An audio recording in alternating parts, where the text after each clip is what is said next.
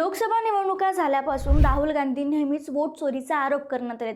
बिहार निवडणुकीत प्रचाराचा मेन मुद्दा वोट चोरीच होता आणि आता असंच काहीसं घडलं असं नुकताच महाराष्ट्रातील झालेल्या नगरपालिका निवडणुकीत दिसून येते। झाले असं की सलीम बशीर इनामदार यांनी मंजर नगरपालिकेची निवडणूक लढवली होती। त्यांनी आम आदमी पार्टीच्या वतीनं ही निवडणूक लढवली। मात्र झालं असं की या निवडणुकीत त्यांना अतिशय कमी जागांवर अर्थात त्यांना फक्त 1 मत मिळाल्याचं दिसून येते। निराशा त्यांच्या पदरात पडली।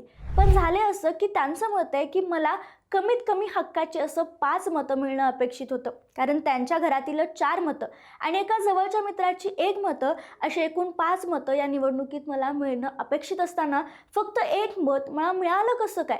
मग बाकीची राहिलेली 4 मतं गेली कुठं, असा सवाल त्यांनी उपस्थित करून वोट चोरीचा आरोप त्यांच्याकडून करण्यात आला। त्यामुळे आता या सगळ्या गोष्टीबद्दल त्यांनी मुंबई हायकोर्टाचा दरवाजा ठोठावण्याचा निर्णय घेतलाय। तसेच निवडणुकीच्या दरम्यान घरी समस्या निर्माण झाल्यामुळे प्रचार करू शकलो नाही, त्यामुळे आपला पराभव होणं माहीत होतं। मात्र 5 हक्काची मतं मिळणं अपेक्षित असताना हा प्रकार घडल्यामुळे आश्चर्य व्यक्त केलं जात आहे।